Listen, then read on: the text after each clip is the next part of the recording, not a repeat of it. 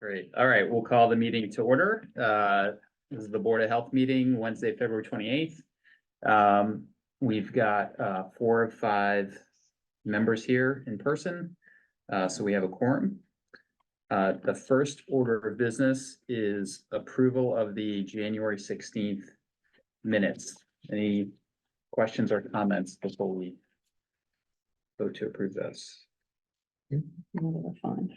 I'll entertain a motion to approve the minutes. I move to approve the minutes. A second. Second. All in favor? Aye. Aye. Great.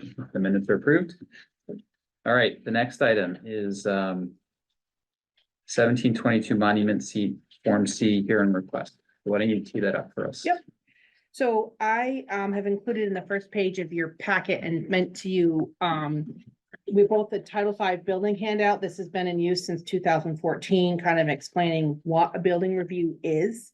When somebody comes and does a building permit and what we evaluate to make sure the building is in compliance with Title V. And what we've been seeing more and more since last town meeting, the town approved ADUs. So we've seen increased number of residents trying to apply and get some sort of ADU or some sort of dwelling on their property that's now allowed. But one of the additional restraints or constrictions is the septic system. So we have seen kind of an increase in the last 8 months or year almost of people applying for building permits where the review is bigger than we had maybe seen generally in the past. Also, Mike's on here right now. He and I are both new. We've had 100% turnover in the health department since I started 2 years ago. So new people looking at Title V, and we want to be consistent. We want to be fair. So we've sort of been working on like what we feel is a policy, but we drafted a policy that's new to help us articulate and be clear. One of the feedback I'd gotten from the residents is, well, this is new or this is different. I'm like, I don't think it's different, but let's put it in writing and see if how you guys feel about it. So I don't know if you want to talk about that or you want to go right into the hearing part, Mark. Like that's kind of up to you. Well, why don't we talk about that first? Because it probably informs. Do you have a copy of the draft that I should look at? Yep. Sure. Does anybody else want a copy? Mike, did you want to speak at all right now? Is there any more to go on? Well, I can. I'm certainly available to talk on the subject, but I don't have anything to add at this time. Okay. Yeah. Well, I gave away my copy, so I'm going to speak from the top of my head. So this policy is talking about the definitions of a bedroom in Title V. So the first section is really cut and paste right out what is a definition of a bedroom. Because in Title V, once a home gets to a total of 8 rooms, we don't count the actual labeled bedrooms in a building review anymore. Count the total number of rooms, we divide by 2. That is pretty well established. And the last sentence says, and the board may approving authority, which is the board, be deed restriction limiting the bedrooms to a smaller number. Well, what does that mean? We may do it, we don't have to do it. And what is that? Where's that? Most people unanimously agree that you can have too big of a house or property on a septic system. Like there is a too big, but the gray area is where is too big. Okay. We pulled all the boards of health in our region. We poured boards of health outside of our region. I talked to DEP. I talked to like, just what do you think? Other engineers, what's the policy? Like what do you use? Some towns are more strict than this policy, as in if this house has 11 rooms, they don't deed restrict. If it's a 4-bedroom system, they don't let you do that. It's like 8 rooms and then the 9th room, that's the deed restriction. But we decided for the Concord residents and what been done a lot in the files, if somebody has 2 home offices, a basement finished. So if you could have a 4-bedroom system, you could have basement room, an office, you could go up to 11 rooms. Have a 4-bedroom deed restriction and then bill where to prove that, okay? So like 1 bedroom or up to 3 rooms total over with the rounding rules. We gave some examples in here, for discussion points, good and bad, up and down. If anybody had any questions, Mike can help answer questions, I can answer questions.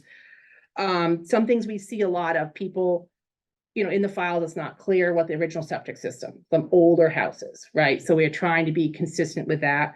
We go with the actual as-built as the gold standard. If there's ever an as-built, that's and that's what it says. It's a 4-bedroom system. In 1920, it's a 4-bedroom system now. We don't try to cut and paste. Well, it was a pit and it was really this. If it says 4 bedrooms, it's 4 bedrooms, right?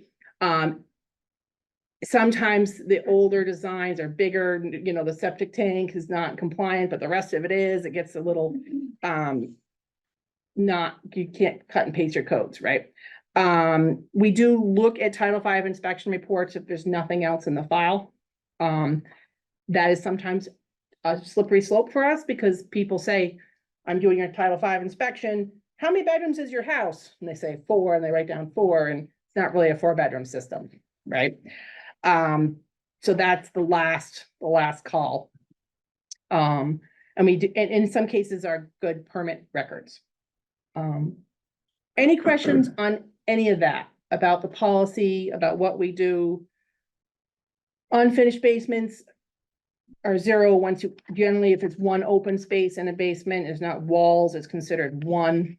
When you start adding walls, and we count them like normal rooms. Kitchen, dining room, living area is 3 rooms.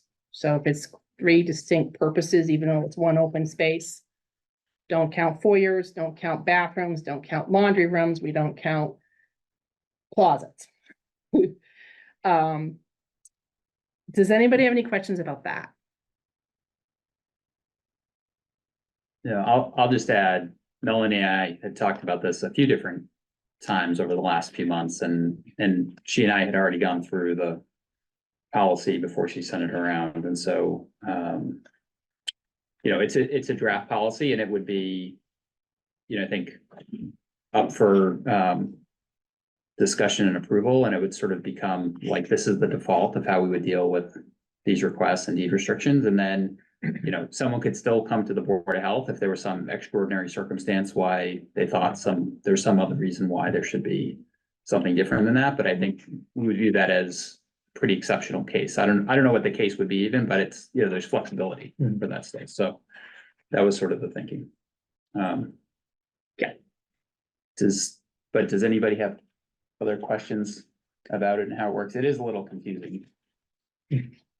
I would like to possibly weigh in at this point, in that I would like to, if I could share my screen, talk about what the code actually says on the subject.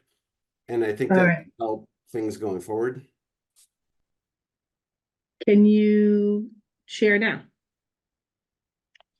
All right, so can you all see the code and what I have highlighted? Yes. Yes. Okay, so this is the section of Title V that specifically addresses this kind of stuff. And the first 2 sentences are fairly clear of that, but what I have highlighted are the 3rd and 4th sentences. Basically what it's saying is that first sentence that I have highlighted is giving you the equation of how the room count is determined, and the 4th sentence is giving you options to that.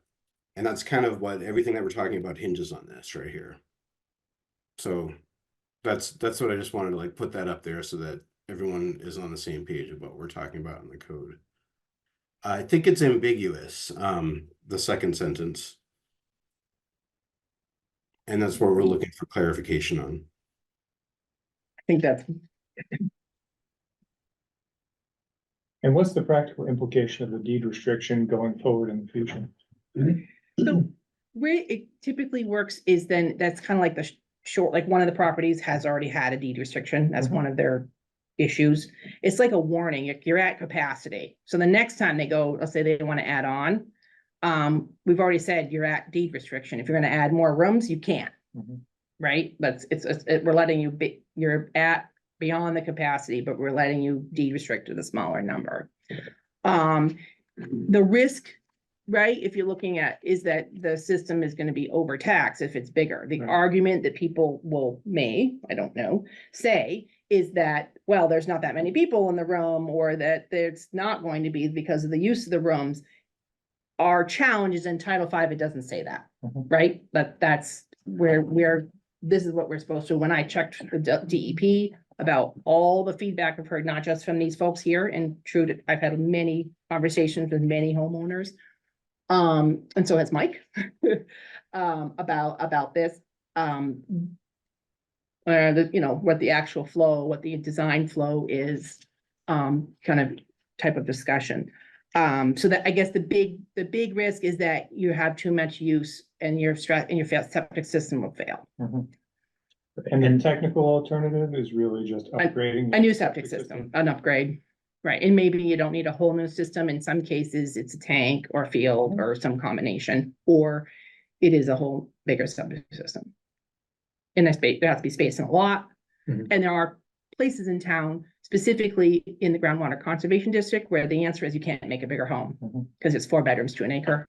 So we can't deed restrict beyond, you can't make, the answer is sorry, that's the size of your house, which nobody in this room, but residents come and they have an idea, and then that's the limitation.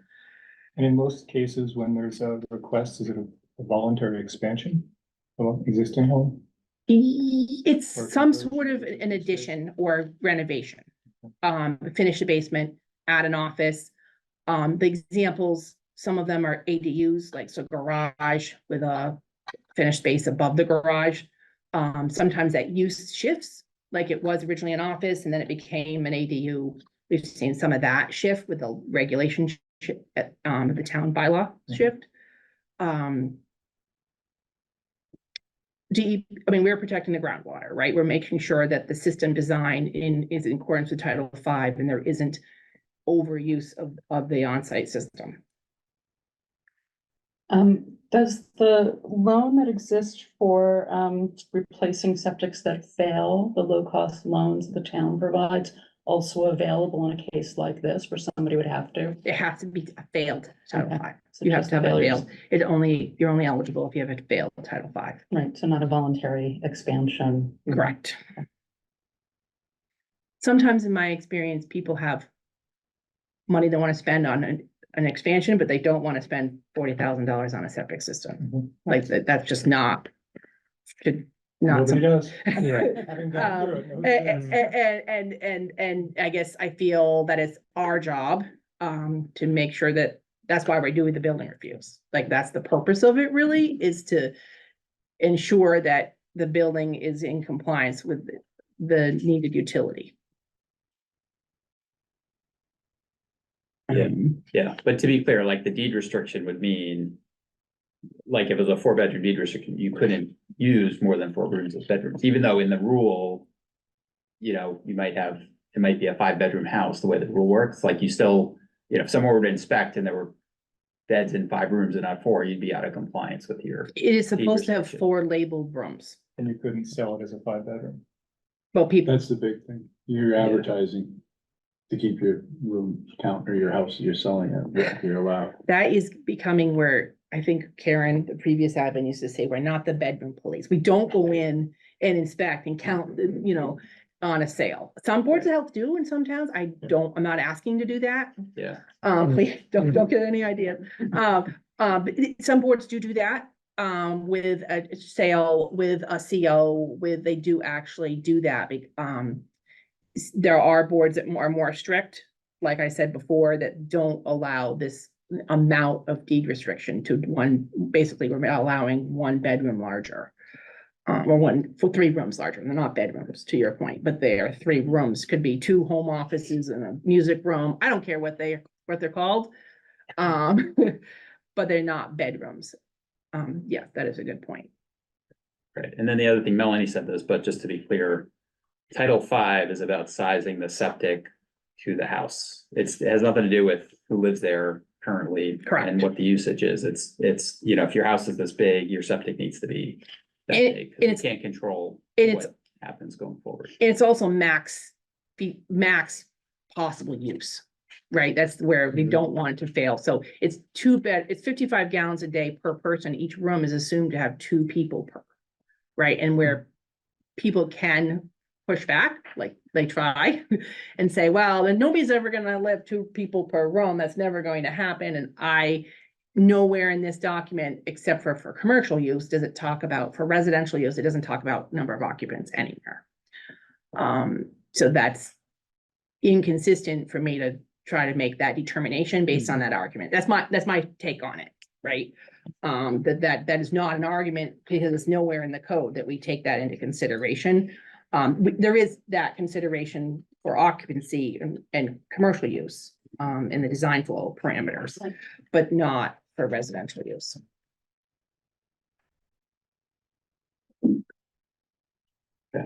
Any other questions on the policy?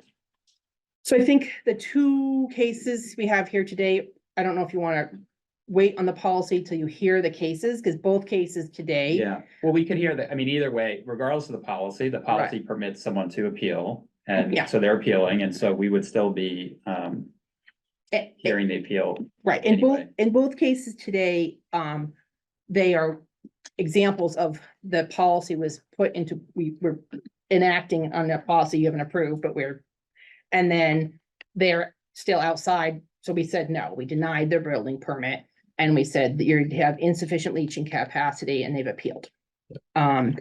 So the first one is 1722 Monument Street.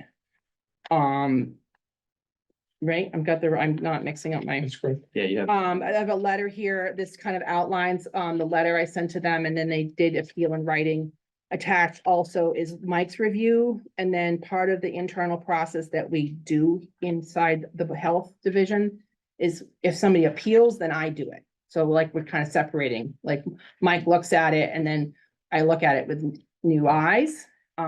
Listen to the case, talk to the, homeowner or the engineer or the builder, depends on who's representing, and then try to, make another open-minded, like reassess, right? What's going on. In this particular case, this property already had a deed restriction. The work that was started in the basement was actually started without any permits. So they did not get their building permit, and then, so retroactively are trying to get a building permit. But what they did is, adding more rooms made it outside the scope. And I think that's all I have to say. I'm gonna let you go and speak your piece. Good evening.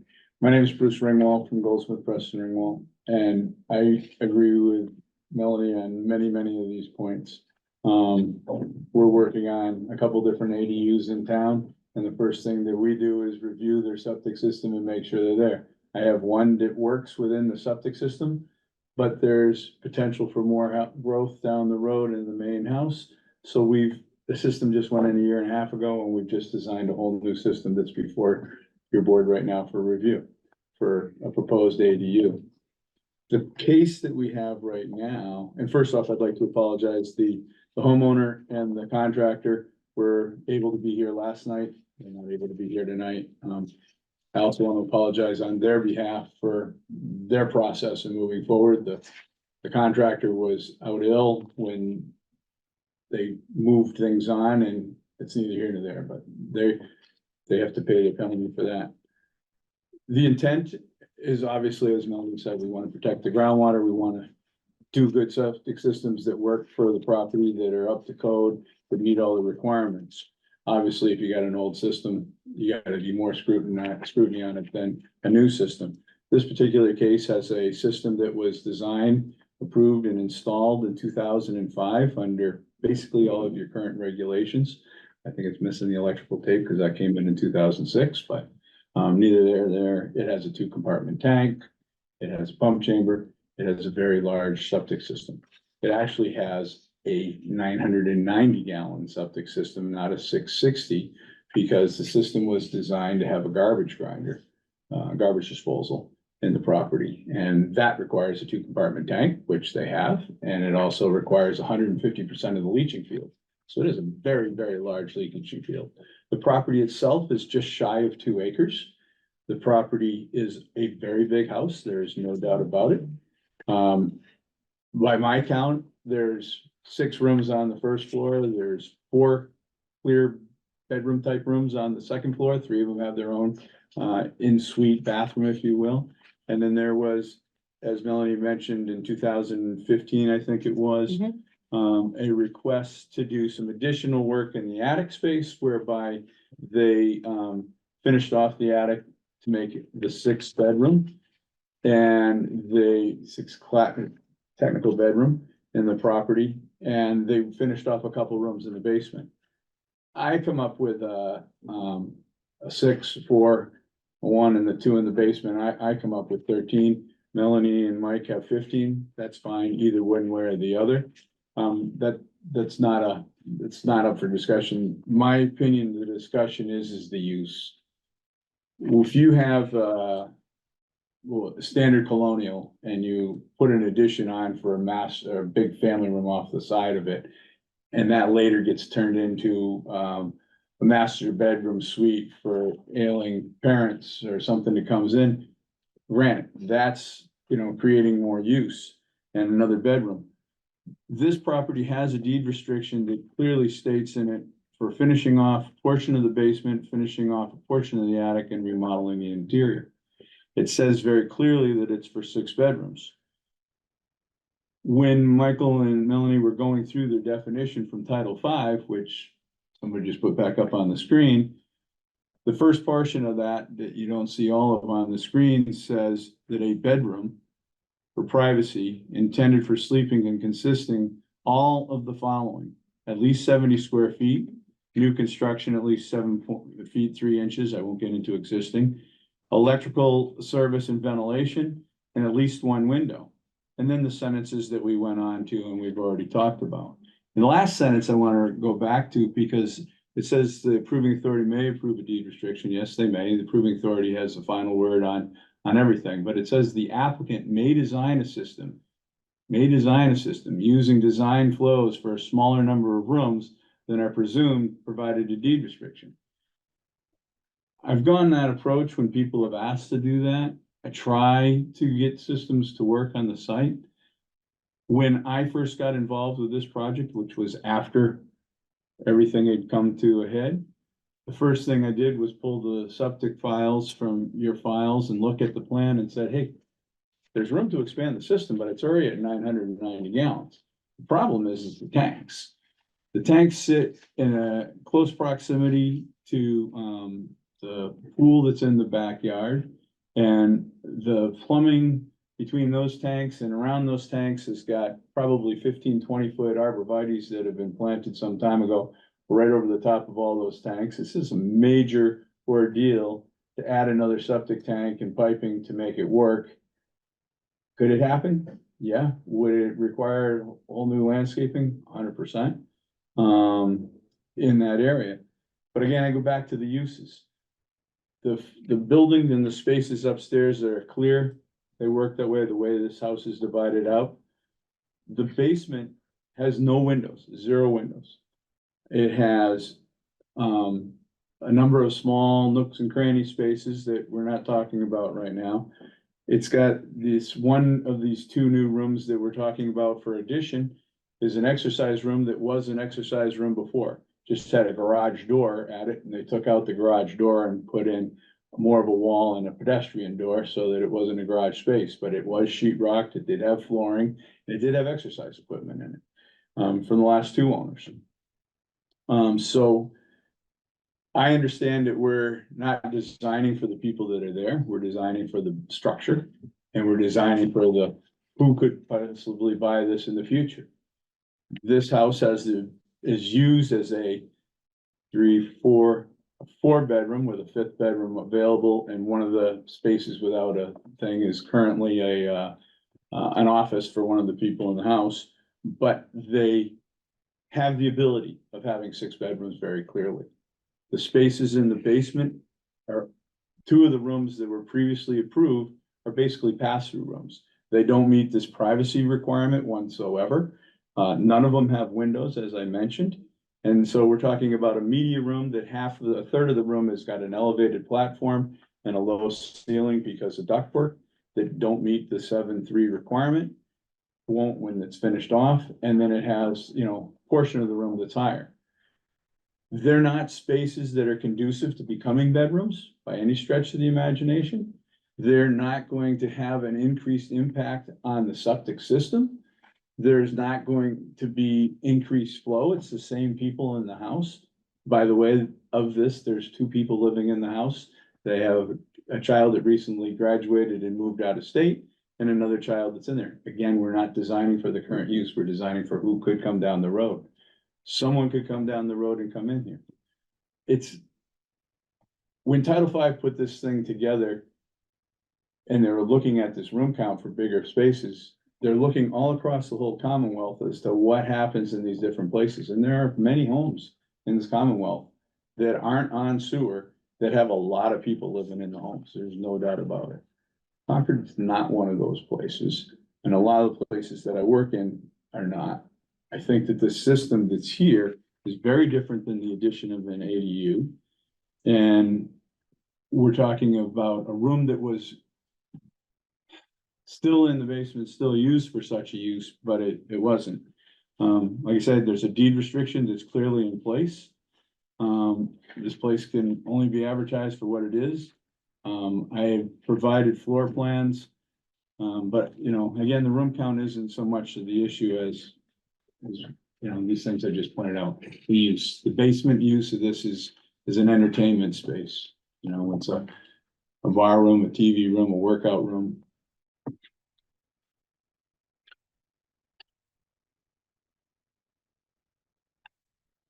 So just on the definitions.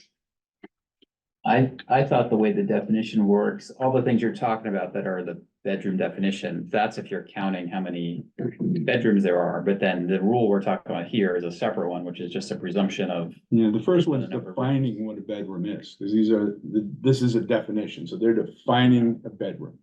And whether it's for new construction or for existing construction and trying to evaluate, we're defining what something is. Yeah, no, I understand, but I'm saying that sentence says, if you've got more than 8 rooms. Yep.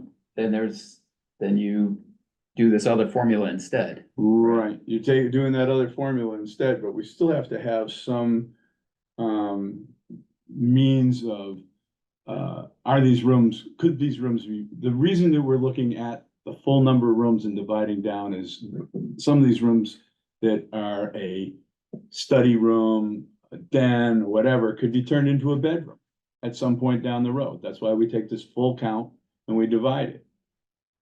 We're taking the full count and dividing it, but we've got several rooms in the basement, which are the excess that we have in question, and they don't meet the requirements to become a bedroom. And they're all except for 2 rooms are all except for 1 room, the proposed media room, are all pass-through rooms. So you've got to go through it to get to the next room. So you are correct. When you get over 8 rooms, that definition of a bedroom is, we count the total number of rooms, divide by 2. You don't use the above part. But you don't count hallways and you don't count. Correct. But you don't follow that definition of a bedroom. That's Right. correct. I agree. Right, and when Mike, from what I can tell, right, when Mike assessed it, he came up with, let me make sure I have these correct, he came up with,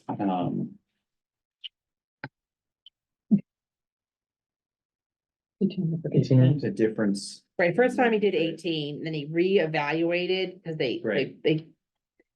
we kind of looked at it, it was, There was a Because of the bathroom sauna and the and a sauna. steam room. so we just, Yeah, Clearly not. so what happened They is don't fit the. we upon review, Mike did it again and said, okay, we won't count the sauna, we'll see those are bathrooms. We've never seen anything like this before. It's kind of like, this house doesn't fit in a box. It does not fit the box. So The, there's a couple.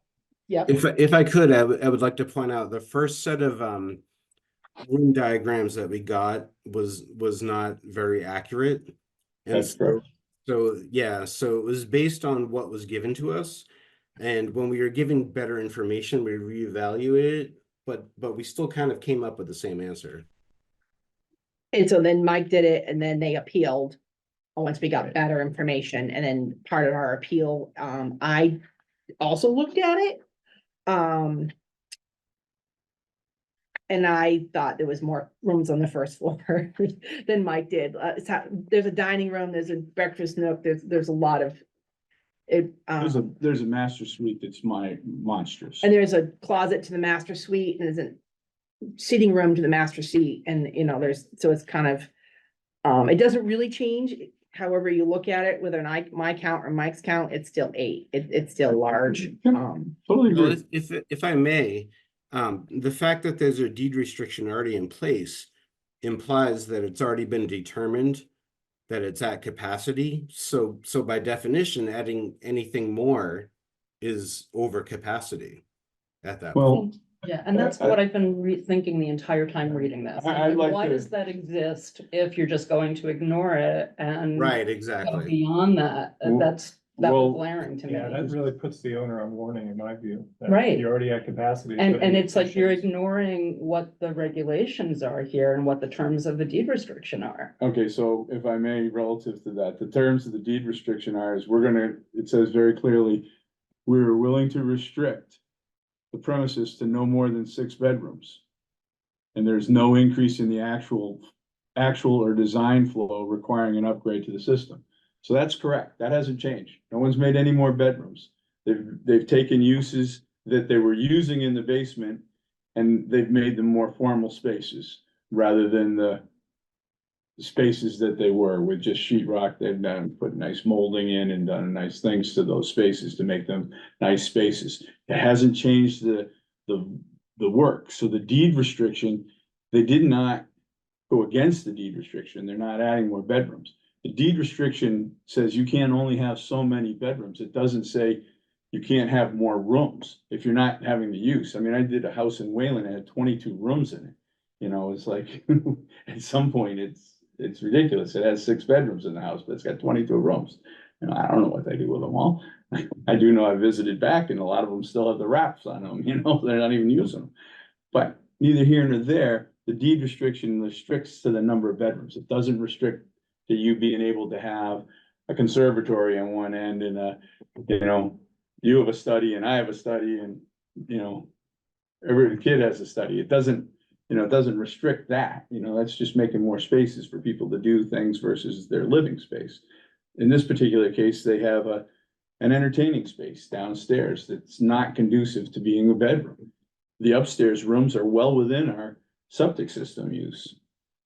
And if I may, that's the crutch of our debate while he's appealing. Like Right. that, 100%. where we're at with why he's appealed and appealed and appealed. The bottom line is, we're saying we divide by 2, that's the bedroom count, you're exceeded. He's saying, no, there's only 6 bedrooms. That's the bottom 100%. line. 100%. Um, And that's the way I've done deed restrictions in every community I've done them in.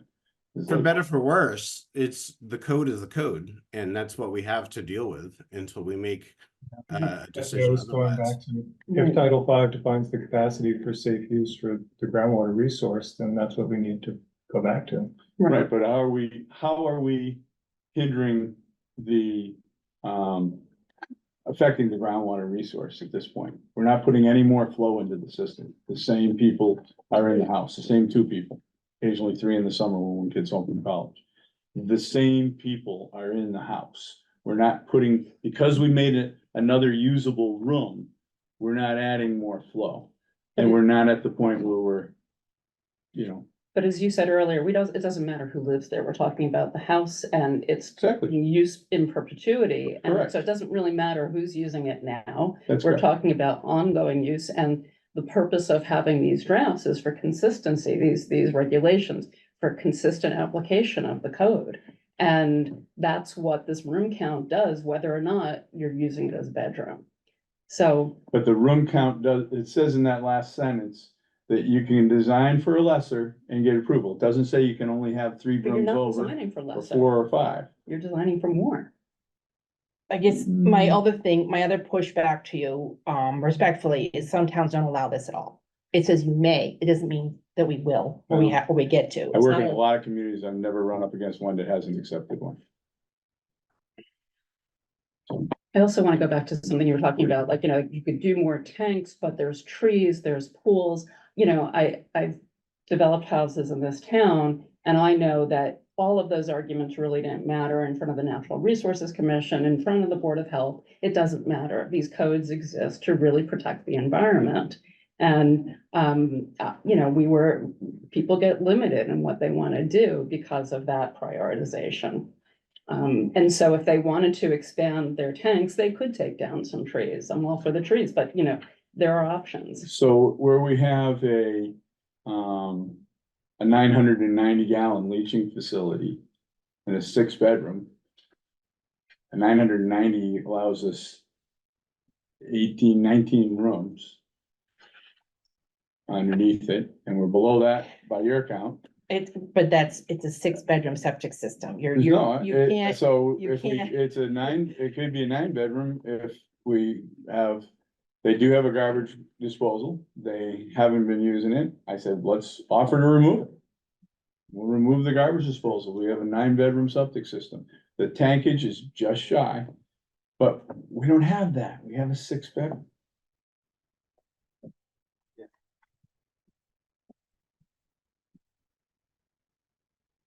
It's not one of these small cases. We're not in a groundwater protection district. We're on a big lot.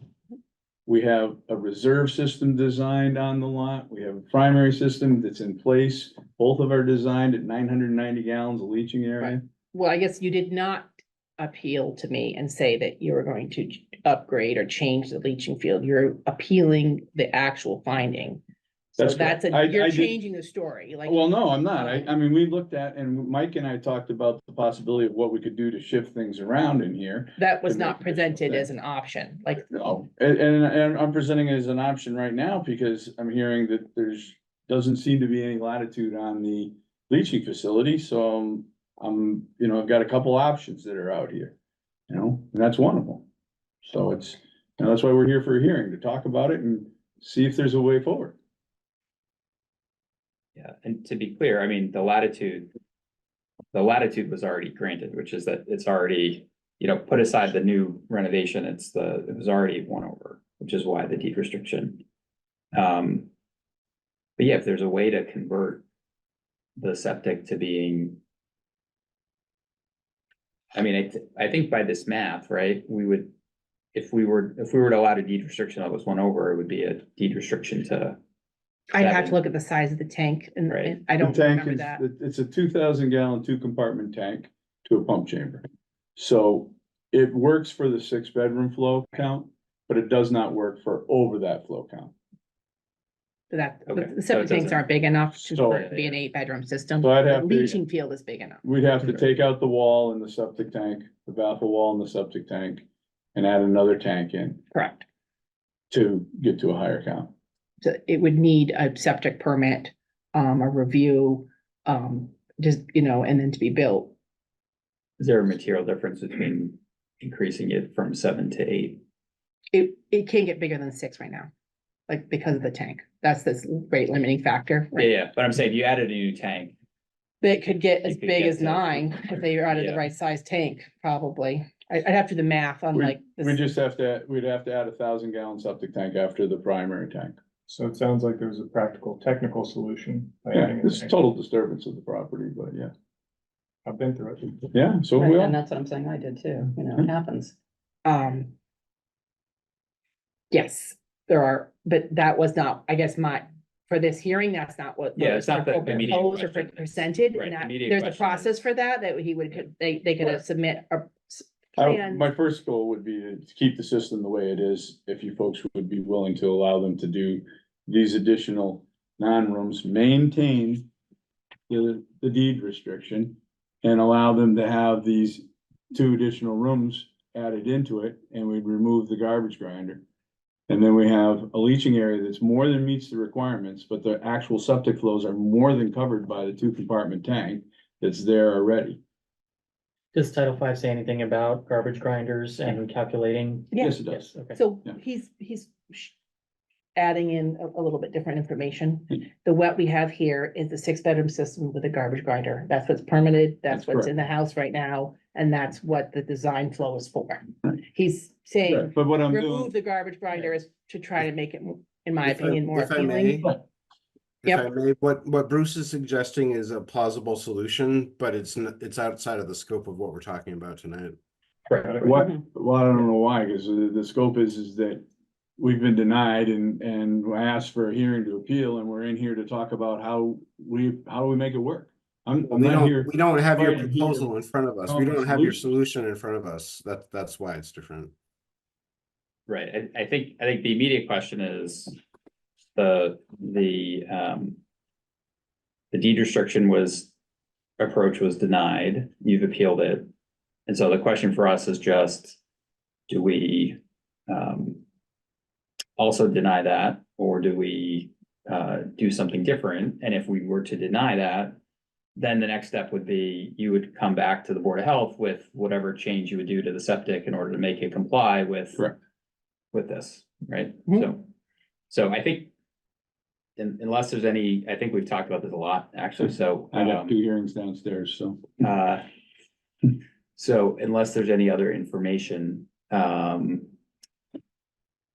will, sort of open it to discussion of the board of how people are thinking about, if somebody wants to make a motion one way or the other, people can,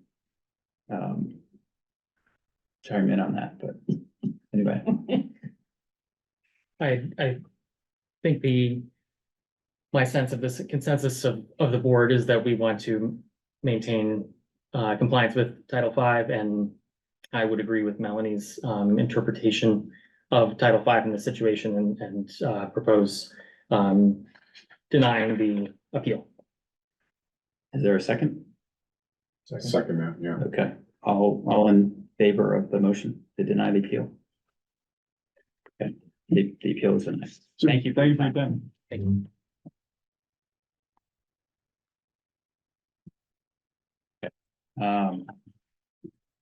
Next item on the agenda is also a Form C hearing request for 95 Westford Road. Evening. How you doing? My name's Dave Whittick. I'm a construction manager with Adams and Beasley. I'm Eric Adams. I'm one of the owners of Adams and Beasley. And I think we also have, Robert, from Sampson McNary. Yep. Hey, Robert. Hello. Our situation is similar, but not entirely. We are working on renovation of a barn. And there's some question on how we came to a room count as far as, I think since this policy has been utilized, it took an existing house that was a 5-bedroom system, 5 bedrooms with a 5-bedroom system designed for it, and now makes it non-compliant because of the number of rooms. So what was compliant in 2007 now is counting against us by, I think, 2 rooms. And we could count rooms again. I think there was some confusion on my part on what rooms were counted. When I look at the property card lists it as a 10-room house. Divide by 2 gives us 5 bedrooms, 5-bedroom system. But the recommendation coming back on our first denial was that we would need to go to an 8-bedroom system.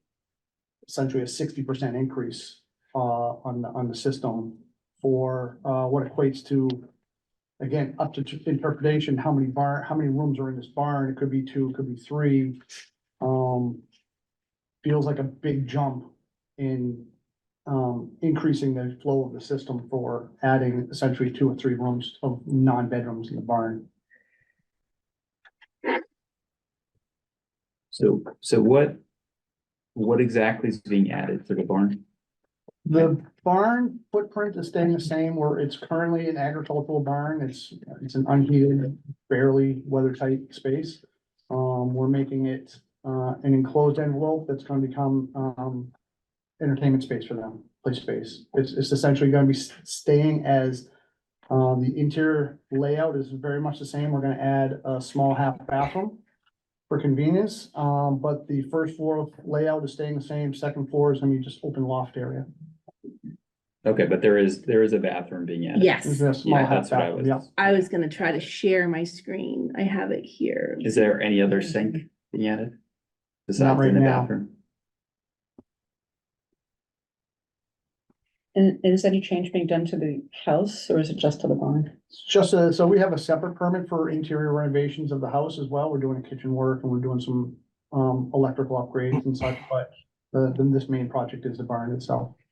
There's no change to room count or room layout or floor plan layout or anything like that. It's cosmetic upgrades in the house. So this is the barn and I can pull up the house if you'd like to look at the room count. There's 3 rooms, 1, 2, 3 labeled garden shed, playroom.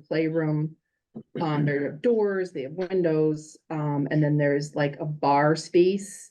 There's a bathroom, there's a sink. And then there is a second floor, which is an open loft. So we counted, both Mike and I counted 4 rooms, like given the one big space, one. Mhm.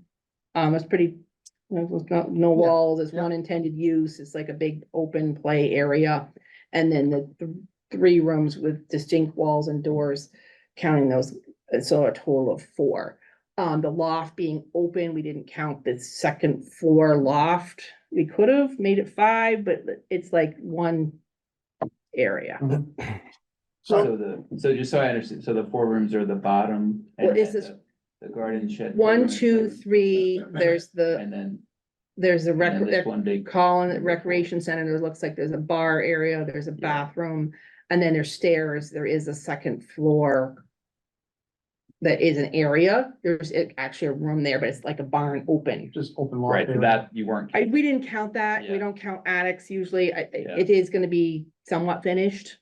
But we didn't count that, we weren't trying, like, And the wet bar doesn't have any plumbing, It, or it does?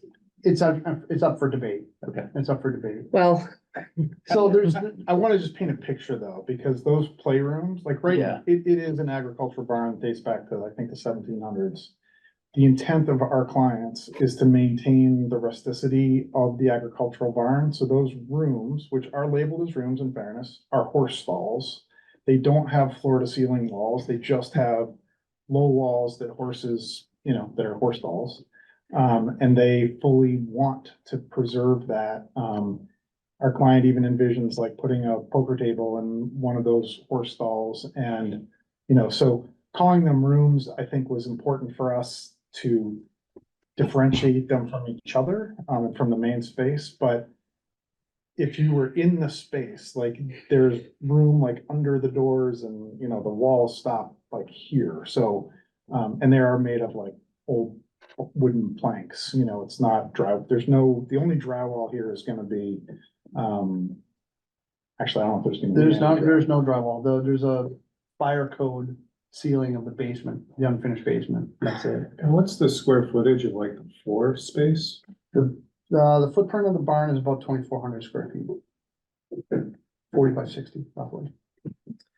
It's a little bit of a stretch to call those stalls rooms. If you were to see them in real, they are horse stalls and they're meant to stay just as they were, as an ode to the heritage of the barn. So what's your count on that? So we looked at it as potentially 3 rooms. If you wanted to call the second floor a room, that's up for debate. I counted that back section a room, the front section a room, and then the second floor loft area is up for debate. So I kind of came up with a maximum of 3. So, I mean, I just look at this and think, even if the horse stalls don't ever have a mattress, like the rec room and the lot, I mean, you could easily see this as like a 6-person Airbnb that, like, I'm struggling with why we would just sort of treat all this as if there wasn't an addition. It seems it's intended for active use. Can I just say something real quick? Sure. So the deed restriction, I think it's intended to allow non-bedroom spaces to be added to a dwelling for homeowners, whether it be recreation or some other use. And if a new homeowner were to take over the building and they wanted to add a bedroom to the facility, well, the deed restriction stays with the property indefinitely, or until an upgrade is made to the system to allow more capacity. So if they were to go and try and convert one of those rooms to a bedroom, well, they couldn't because of that issue. That would be caught during the building review. Of course, if a homeowner were to be malicious and try to convert it themselves without telling the Board of Health, well, what they're doing is posing a risk to their own septic system. They're creating their own hardship in that case. So I really think we need to think about the intent of the deed restriction here, because what I'm struggling to understand is exactly why this is being denied, because what we're trying to do here is exactly what the deed restriction was created for. No, there is no deed restriction right now, but we proposed a That was the 5-bedroom. request. Okay. We Yeah. proposed a 5-bedroom deed restriction. We said that would, and we were told it wouldn't be enough, so. Right. We haven't executed one that's ready to file.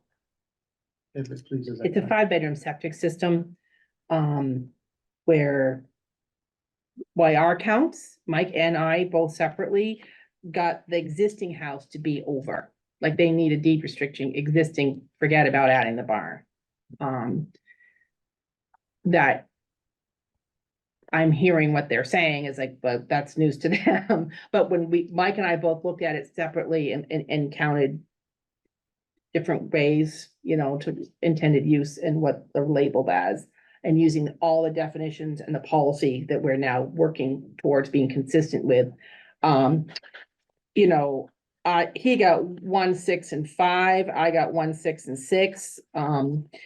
There is a room on the second floor that's a room to a room, and both he and I went back and forth about what if that room is what it is.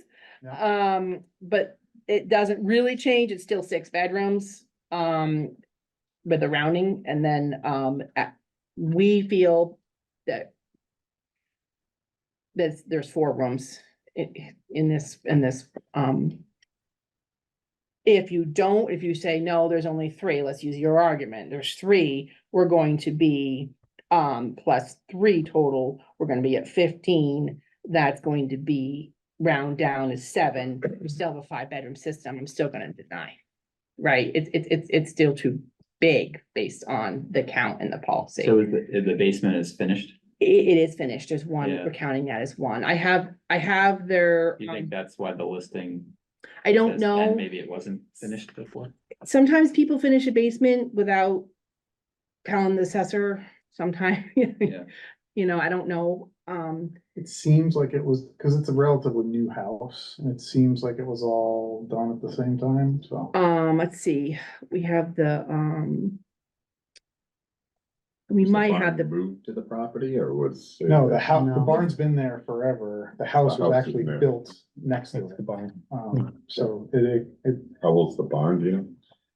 it's up for debate. I've heard 1830s to 1860s, and the barn's been there, they're just making it, adding a bathroom and they're finishing it enough that it's gonna be a habitable space, and then in Title V, when it's a habitable space, it's gonna have heat, it's gonna have plumbing, they're finished livable rooms. The barn stall thing, that's kind of new news to me about the horse stalls. again, I completely agree with you and appreciate that. I just want, like, this is gonna have like wood plank flooring, like they want to preserve. We're insulating the outside of the structure, so like all of the interior sheathing, original sheathing, timber frame, all that's gonna remain intact, so. This kind of like uneven plank floor that's been there for almost 200 years, Yeah. It's not really gonna be a place that you're gonna wanna like glop down, but, so just trying to paint it. We don't pass judgment on people Well, finishes, like, that's not our, like, that's where the gray area really gets 100%, for us, that's why I think you it's know? important to describe. So this is their basement, just in case you were curious, you know, like, there's a storage, a mechanical room, a clearly labeled exercise room, so we counted it as one. Oh, and a bathroom. In a bathroom, yep. And then there's, mechanical room and the garage slab, so, So is that really the issue, the count in the house for the septic? well, the count in the house, What's it over? it puts, Puts it's, us over already. it puts you over already. But, we reviewed it like, we haven't reviewed just these once or twice or 3 times internally, Mike and I, we've debated them, we've, you know, argued with each other, like, to try to be as accurate as possible. And represent what we feel is the intent of Title V. And then devil's advocate, well, what if you don't believe in Title V? Like, what's the other side of the story? I think we are aspiring to be reasonable. What we, you know, with it, and I feel that this case also is an example of there is room for a septic system. They could add a septic system. It's not constraint. It is an additional use. It's not like they're desperate for another extra bedroom in their house. I feel that they could add a septic system. And just to be clear on the consistency thing, there are other applicants who were denied in similar scenarios with adding ADUs and were told to add a septic system and then they did. Like, it's not a, you know, We have starter. others very similar to this one in particular, examples of people were denied and then now they have to either not build their ADU or add a septic system. Specifically in the since the change of the town bylaw. So this one, unlike the other one, I feel like this one is, we have a precedent where we're trying to be consistent with whatever the external use is, additional building. But if it's finished space and it's above the 8-room count, how we're counting the bedrooms and how we're labeling it.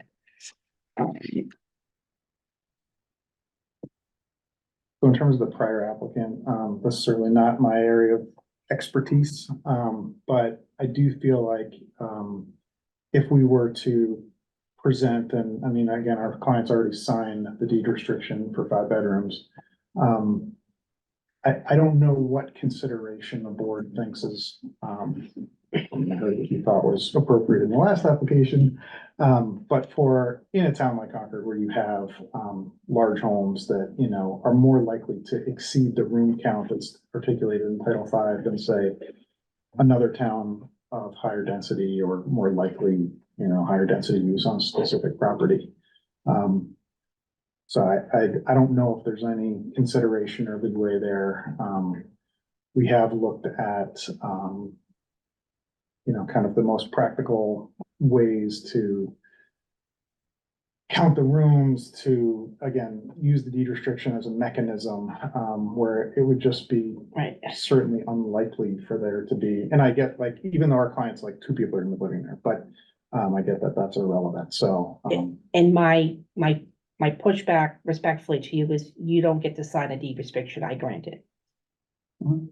We didn't say you could have a 5-bedroom deed restriction. Oh, no, no, we understand that. So I know you've proactively had your, but we didn't say that you could have one. No, I'm not trying to be presumptuous, so we were trying to Um, be solution oriented, Oh, as. Okay. So I had the room, this is the second floor, like this is, there's a primary bedroom, 1, 2, 3 bedrooms, there's a closet here, we did not count, there's a master bath. This is where Mike and there's a laundry room, there's an office, and then there's a room with, they're calling office storage. Mike did not count it, I counted it. Because it's like, it's a room. It's big, it's a room, is it a closet, is it? A partially finished attic spaces. The Um, ceiling slopes down. Yeah, that's the only. Well, it's helpful, like feedback from you guys, next time you say attic storage, then I don't count it. Right, like call it what it is. I don't see the slope in the room in this flat layout. Like, understood. So Mike did not count this room here. I wasn't feeling as generous when I counted it. Is a laundry room counted? No. Okay. No foyers, no bathrooms, no halls. Foyer and mudroom are the same thing? Correct. Yeah, okay. Where it gets a little bit gray is there's like sometimes some people's master primary rooms have a suite sitting area, and if that a hall or a sitting area, and we do our best to be consistent with that Mhm. based on the intended layout or the use as labeled. I have to remember to admit people. People try to jump on. Just, Excuse me, Melanie, yes, I have a question for you. So it's a little unclear to me what the limit is for taking a deed restriction. Because, I've had many cases in Concord, even, in the past few years where we've had deed restrictions granted, and there's no limit listed in Title V. So what I'm struggling to understand is if there were 3 extra rooms that pushed it to a 6 versus a 5-bedroom system versus what we're trying to do here, adding 16 or 15 rooms or whatever the count is determined as, what is that limit that we're going by? Because like I said, there's nothing listed in Title V and there's no town policies currently. There isn't? If I may also add to what Robert just said, that is kind of the crux of the question that as the Board of Health, we're also trying to find out because Title V is absolutely not clear on the subject. And that's the policy that I proposed at the beginning of the meeting.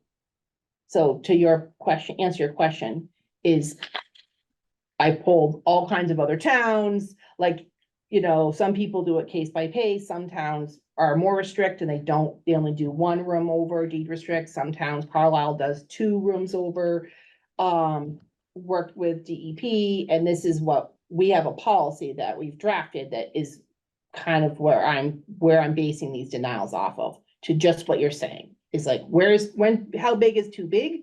And the policy is 1 bedroom over up to 3 rooms, depending on the rounding. If you're in the rounding, then that would be what we would allow, the lesser number being the deed restriction to, if there's 5 bedrooms needed, you would deed restrict, and there's only a 4-bedroom system, you deed restrict to the 4-bedroom system. But once you get to the 6-bedroom count, then that's too big. And that's what I'm proposing in that policy that I presented. Is what we've been using in my time here, and you are right, there is some significant inconsistency in the files. In the past. In the past, Right, prior before, to right. my arrival here, there is, I don't want to be unfair to people. I want to be, then if there's a policy, then as an architect, a builder, designer, that's kind of why we established a policy. Okay. Always with an option to appeal. I think that's why we didn't make it a regulation at Mark's request. People can state their case to the board if they disagree with our finding. But I feel that there is such a thing as too big. And where that is what we're trying to define. And it's outlined in our policy. And if the board approves it I'll send it to you. I'll even send you a draft for feedback. Like I'm not, that's kind of where we're at with that. Okay. Yeah, and to be clear, I would say, like, the reason we want to have this is the way the board has been, the department's been looking at these, but we want to have a policy so that everybody can be on notice, so we can publish it, and so that we can have consistency. So it shouldn't just be that the ones who get denied and go put in a new septic because we told them to do that, and then other people just appeal, and then we just go ahead and, Right. anyway, right? Like that's not an appropriate way to act. And whatever we did in the past, when it was other people, like the past is the past, we need the right policy going forward. And it's not that there's such a thing as too big, like people can have as big a house as they want. They just need the septic to be bigger too then, right? And Right. so like in this particular case, to me, it seems really clear that like this looks like a really exciting, interesting project. And as the homeowner, I think if you want to do that project, then you don't have to expand the existing, you can add a new one just for the barn, or you can, whatever makes more sense. You could expand the existing if that makes more sense, whatever, but it's just part of the cost of doing a renovation, which, I hear you both dealt, I also dealt with getting a new septic in the last couple of years, like, this, Is nobody wants to spend money on that. It doesn't make Yeah. it prettier. You But still flush the toilet. Yeah. Like, I get it. Like, I understand why people are like, really, it's painful. So Yeah. I'm sensing, a potential denial in the air here, which, and I get it. I serve on the planning board and the zoning board in Carlisle, and I understand that, we try to help people, get to a yes, and something that just doesn't make sense. So, what I would love for us to be able to do tonight is establish a room count that we can then design a septic system to, so that we can come back before this board with confidence that if we can meet these criteria, with a new septic flow or new septic system design, that, you're gonna look upon that application, favorably. And I know that you can't guarantee anything tonight, but, at least with a room count, it seems like that's really the arbiter. Does that sound accurate?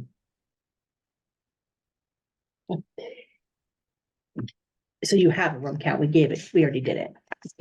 Well, you were saying that like you did it one way, Mike did it. But Well, you're, either way, it comes to 6 it, bedrooms. it comes, That's fine. it comes to 8 bedrooms. Sorry, the old way is, right, the existing is 6 and the new is 8. If it's Mike or me, it's still 8 rooms. Depending on if does that make a difference whether you're considering the barn 3 rooms or 4 rooms? I'm sorry, I didn't do all that math. We both are gonna call it 4. And if you wanna appeal that and tell me, no, there's 3 different stalls and then an open space. We did not count the loft. That's how we counted it, as it was labeled. So, Melanie, is there a way to use the deed restriction in this case? But sort of, sorry, I don't want to make this more confusing, but we're going from a 550 to what now you're considering an 880 gallon per day system that should be required for this dwelling. Is there a way to still use that deed restriction to allow to design for, say, a 7-bedroom system in this case? Yes, yeah, that's our policy, right? So we would, if it's the policy that we were talking about is if the proposed is 8 under this math, we would permit a deed restriction to 7. Okay, just wanted to make sure. Yes. I just was making, I didn't wanna say yes to anything until I understood it, like, no. Yes, to answer, I thank you for being on Yeah. top of it and while I'm processing. Yeah, our goal is to have a little flexibility. That's the policy is letting there be a little flexibility. It's just the flexibility is one bedroom. Like that's the, Right. And I think that flexibility accounts for the different design of the rooms, the stalls versus rooms issue. It gets to that. And you had, whether or not if the client decides to put that bar sink in, is that gonna be factored in here? Like, no, it's a room is a room. The reason I was asking though is because I really do worry about like all of these ADUs, right? And frankly, even more so when there's like, oh, only 2 people live here, whatever, like all these ADUs can really easily become like big Airbnbs or whatever, and do this total load on the system that is the whole reason that we don't but not, want that, right? but not legally, right? I mean, Not- what well, they yes. do illegally, we can't control. Correct, except it goes back to the question of, does the septic support the structure of the building? Because the thing is that somebody can do that. No one's gonna be able to police it, and Yeah. then all of a sudden there is the overload, which is what we're Right. worried about. Like, we're not searching Airbnb and like, so. Well, some people do, and there is another case that they complained and they did have an ADU that was illegal and we tried to permit them retroactively. Where the neighbors complained? Somebody, yeah, Somebody, yeah. somebody complained and Okay, said, so it does It happen, does but I mean, happen. we're not spending time doing. that. I'm That's not. why we I'm not want- trying to we do want the that. septic to cover the size of the building within reason, and the plus 1 bedroom is sort of the within reason.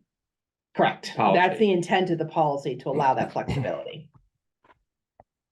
So I think what I'm hearing now is we were to resubmit with a new 7-bedroom plan. Well, so it would be like I think right now you have an 8-bedroom plan. And so you would submit with a 7-bedroom deed restriction and a septic that covers 7 bedrooms. That's Instead what I'm of trying 8 to say. bedrooms. Yes. Thank you. Yeah. Do they have to be filed one before the other? Can they be filed together? Is there an order of operations there that the deed restriction has to be in place before we? So can present we the septic? granted, no, so we need to see the septic design and then we say you may Okay. have a 7-bedroom deed restriction. Understood. So Very good. that the deed, we need to see the stamped, septic system design. Okay. And as a permit, as a DSCP. And then we submit that, is that like an administrative, like you would look at that and say, okay, this is a stamped engineered 7-bedroom. plan. Then we would sign off on the building permit. Once you got the deed restriction, you have to get the deed restriction, we sign off the building permit, but you don't get your CO and anything until you install the septic system. Right, of course.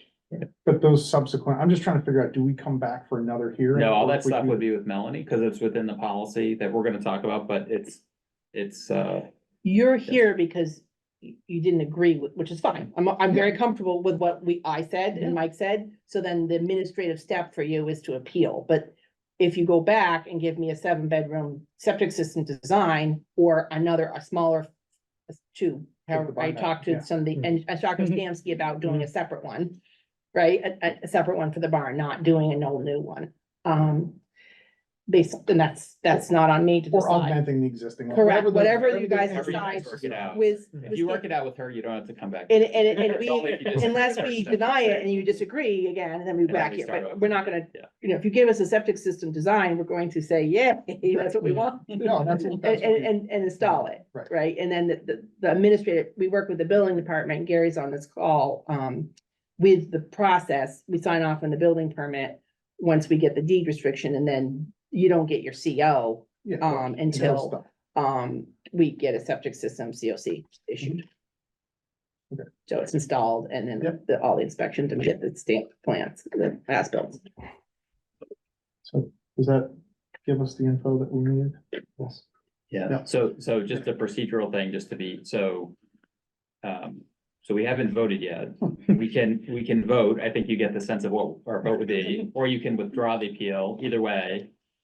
We'll do whatever you guys want, but I just, Can we withdraw it without prejudice? Prejudice? No.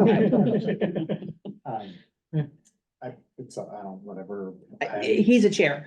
I make recommendations to the board. It's up to you. well, I mean, honestly, it's up to you because if you don't withdraw it, we'll vote on it, right? If you want to withdraw it, that's fine. I don't know that it really makes a difference. No, the outcome is the same. All right, I'm just, thinking Yeah. about how. Procedure. yeah, well, that's why I was giving you the My option. vote would that you have them vote, just so that, Just to be It's on clear. record. Yeah. correct, Yeah. All right. so- that there isn't so- any question down the road that. Why don't we do that? I And think that's you've the got right the thing. feedback I of think that's what the right we, thing, yeah. okay, And it's so, documented. Yeah. Yeah. so, somebody make a motion to deny the appeal. A motion to deny. Second? All in favor of denying? Yeah, okay, all right, thank you. But I think this is a good solution. if No, you I guys can work get that. I just. Yeah, I know. We fortunately have land and hopefully the will to, Yeah. the will to create a solution, and so I hope we can do that. Excellent. Thank you. Thank you. Thank you. Thanks for you. coming in. Thank you, everyone. Have a good night. Thank you. Thank you.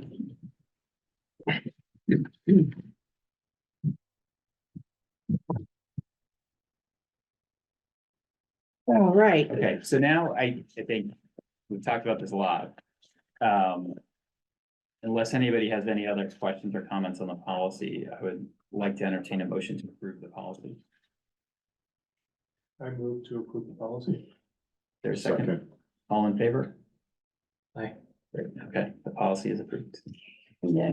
and we should publish it. Yes, we will. Don't worry.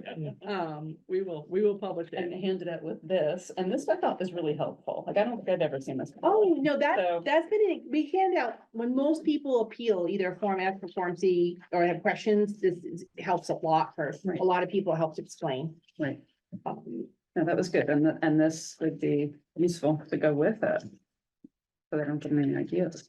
Well, and we want to be clear and people want to have an idea and spend the money on an architect for design Mhm. and then to find out you know, that's the burden, and why I think sometimes people get frustrated because they didn't realize or understand what their septic system requirements were gonna be.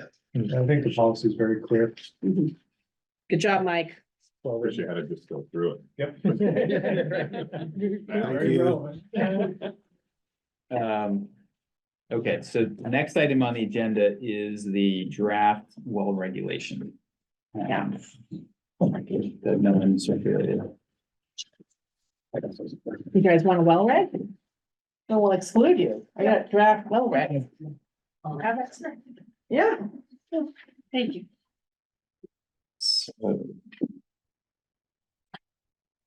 So the big change, I think, from last time, so we had a lengthy discussion, went through all the bullet points.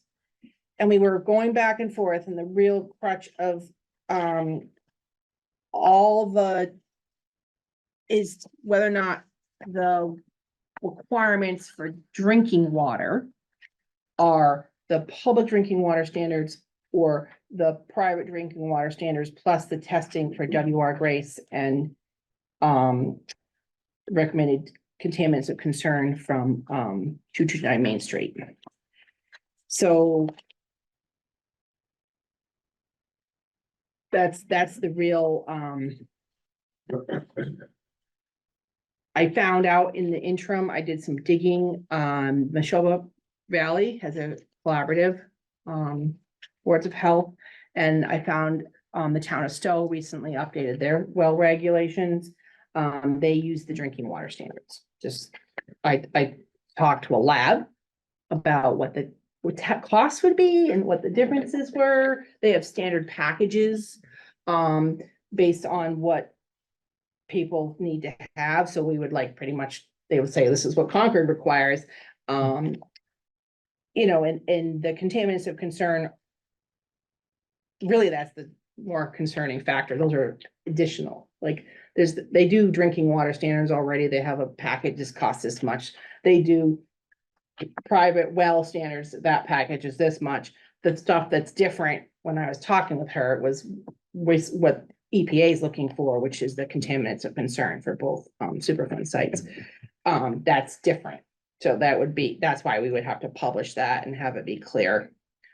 Because that's not really the same contaminants that are on the public drinking water and the private drinking water. Does everybody follow me with that? Put a lot. There's different lists essentially. There's different lists, there's different, Cost implications. correct, and the different thresholds. And there's arguments either way, honestly. To your point of last time about why wouldn't it be the public drinking water standards? There's some people that are in that camp, and then there's other people that feel that no, they should, the model regulation DEP is sufficient. So. Right. We do have about Except for- 5%. except for those typos in their example, but I hear that is in the model So regulation. those were from DEP. Yeah, that's what I'm saying. Mark caught DEP's model reg errors. That's how good of an editor, and I don't catch those. Thanks, Mark. DEP should, the station Yeah, hired you you. should, well, you should tell them, but anyway. So, yeah, so basically this draft incorporates all the feedback that everybody gave at the last meeting. It was revised by town council, and then it was further revised by me going through that and some of their questions. And so, like, we could certainly talk about any questions about anything in here. I think the one place that was a little bit, we sort of made clear, and I think it was consistent with what we talked about last time, was this idea of, you know, if there's an existing private well, we weren't gonna make them test, but we recommend them, you know, we recommend they test. I think that's probably the most material Right. change in all of this. Right. And then I think what you were getting at was that on the testing requirements now, we have, you know, 2 different bullets that are about the 2 Superfund sites, specifically where it's like, you know, refer to the board for what that list is, because that one of them is not even fully set yet, and it Right, could okay. sort of change Change over with time. time. Right, and So, in the printouts that we gave at your desk, the back two pieces of paper are of the well reg that are attached are what the contaminants of concern that EPA provided to us. So the last two pages of the well reg that if you were, that is there. The, Mike, one comment, it's actually two comments, it's kind of related to the same topic, is that we're using these lists of contaminants that are related to plumes that are on the far west side of town near Acton. But we'd be applying them all throughout Concord, which is 25 square miles, 26 square miles. that is correct, as it's currently written. And the same is true for, the second point related to that is seeking EPA and DEP permission for any bedrock well and board permission for the same concern because of the plumes that are again on the far west side of town, even though that's geographically distinct from other portions of the town. So I don't know if there's a way to kind of separate that a little bit. When I read it again today, I thought the same thing, actually. Yeah. So Yeah, interesting that you brought that up. interesting. Yeah. The way I interpreted it, if I was looking at it with new eyes, was like, oh, that could be over in Anderson Hill or Silver, you know, like, is that gonna be an appropriate, like, to prohibit a bedrock well? And the same for the testing requirements. Like I live 5 miles from the NMI Starmut site. If I put a bedrock well in, it doesn't really have any impact on the plume there. So I guess what we could propose, the next question is, how do we define it? Yeah. What distance is Like, appropriate? Or Right, direction. yeah. we have Directional definitely flow. the, you know, clearly delineated in here, the 500-foot buffer. Yep. So there's the clear 500-foot buffer that's prohibited, subject to EPA review, right? They're gonna look at it, but then what's the next level with those two prohibitions? Where, within how many feet of that are we gonna do that?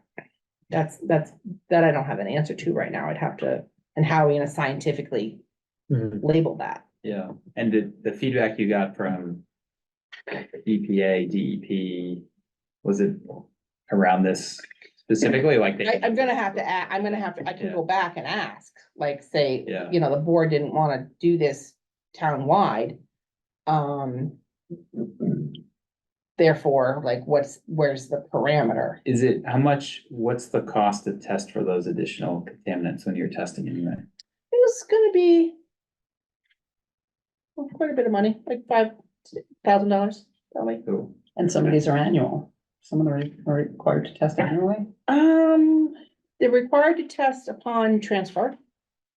And that's one of the things we were going back and forth about frequency. I think it was the rental properties. Yeah. If they're Correct. in there, that was an annual test.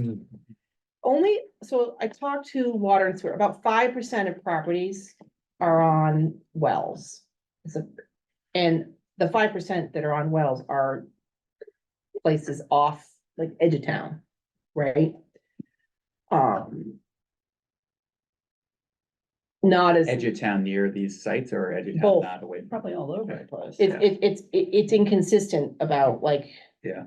Where the water line doesn't go, right? Like, but it's, cause some places, the edge of town, there is a water line, but in other places there aren't. Yeah, So. There's a limited number of parcels of concern that we have mapped that where they're looking for the 500-foot buffer plume. We know exactly where those are. Mhm. And then we could possibly map another layer. If we could say so many feet. But I don't know what that is reasonably. I'd have to put some research into that.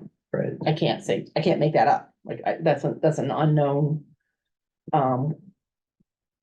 But we could define a buffer. We could just find a buffer, EPA for the 500 say, foot prohibition buffer, we could have arbitrarily say triple that. Which Right. is still significant, but it's not as significant as extending, 5 miles to the eastern. and we definitely could do that with GIS mapping, so we could definitely, like, map it. Yeah. I don't have any idea right now where, if there's bedrock wells or what is in that, like, depending on what's existing. And that is a concern for geothermal use, obviously. Yes, and that's where a lot of interest is going to be, moving forward with the energy requirements Yeah, for the town. With all the any new construction or major remodel. Yeah, just on Monday night, I was telling so First Parish is doing like a greening the campus thing. I mean, it's still early, but I was just telling them, you're gonna have to go to the Board of Health when you do your geothermal well, just so you know. Yeah, yeah, and, you know, that's not maybe on everybody's considerations. Right.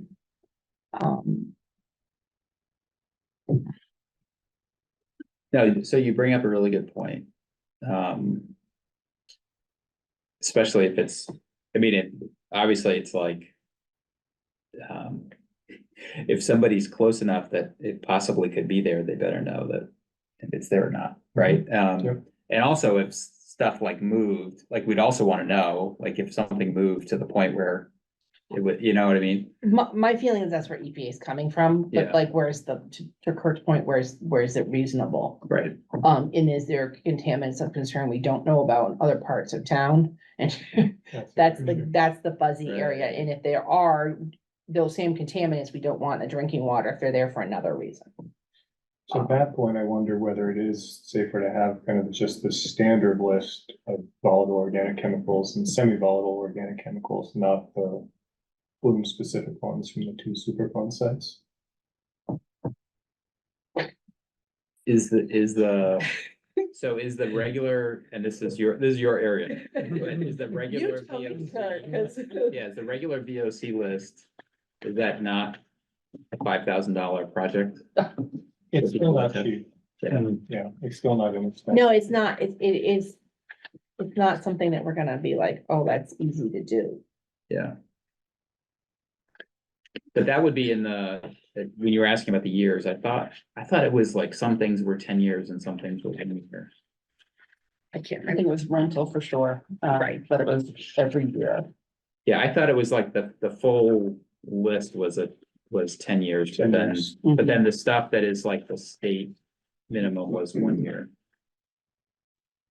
But again, You know, I think if I was living near, I'd want to know if these were in my groundwater, right? So, you know, it's expensive, but knowing if it's moving towards me, I don't know.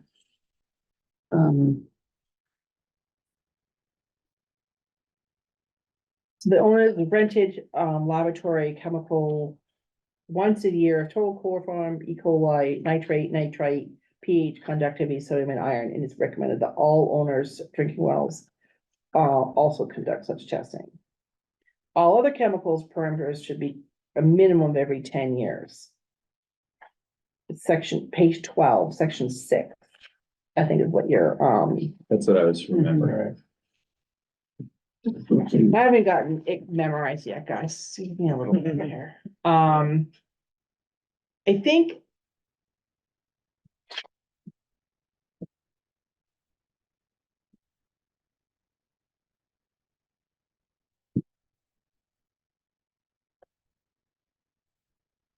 I think that is why Neshoba Valley Boards of Health went with the drinking water regulations across the board.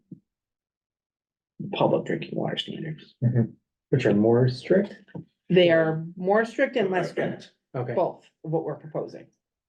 Because we have the private drinking water recommendations from DEP are not as strict as the public drinking water standards. However, there's also emerging contaminants, right?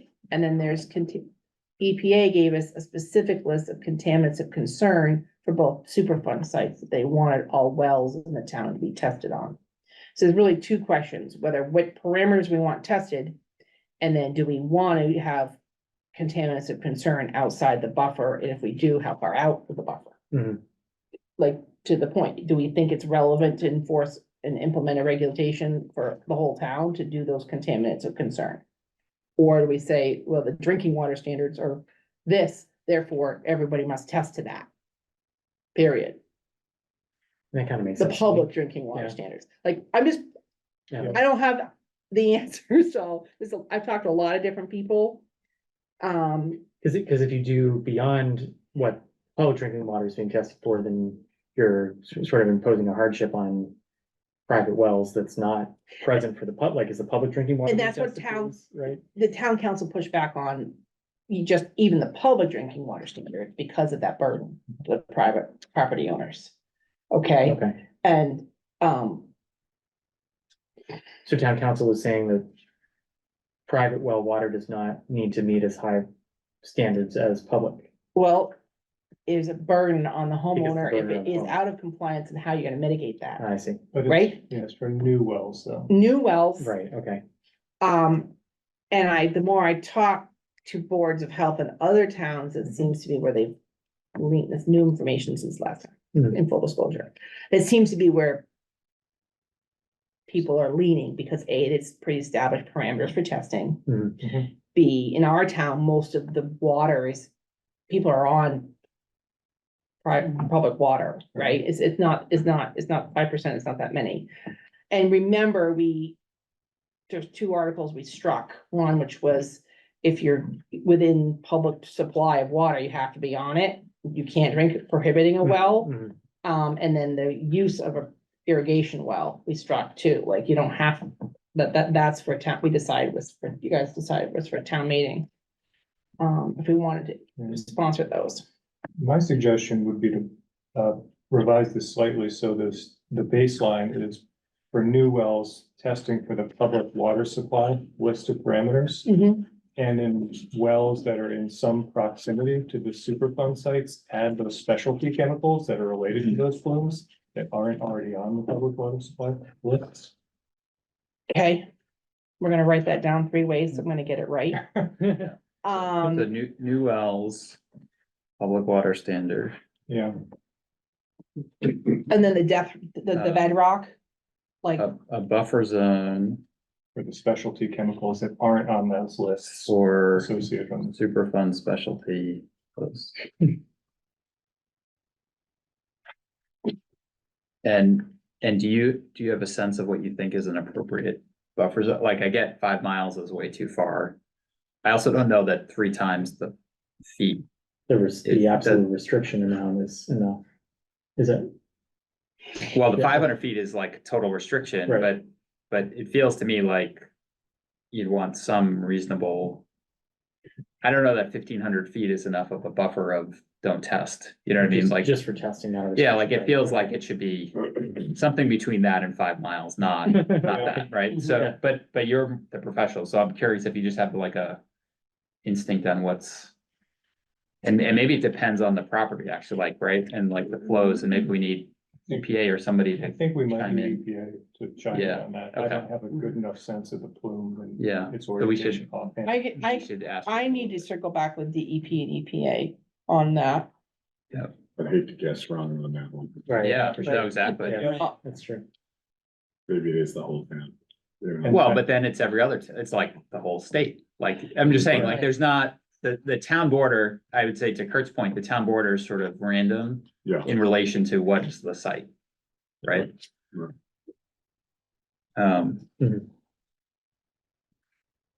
And I think that distance would probably be close or back to back with the bedrock well issue. Right, it's sort of Whatever the same Yeah, it's issue. probably gonna be the Yeah. same. Okay. issue. Not to make it overly complicated, but that's how I'm thinking about it. I mean, drinking water, drinking water supplies are 200 feet, like 100, there's already setbacks that are pretty established. I'm wondering if there's some. I'll have to look into it. I'm just thinking out loud. Yeah.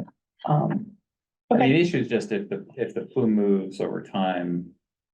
You eventually wanna know that That- it moved and it was now contaminating your water, right? that is So- what EPA is concerned about. Yeah. That bottom line is Yeah, yeah. that's what they don't want. Right, Because any kind of pulling the water out Changes flow. makes that migration right. change.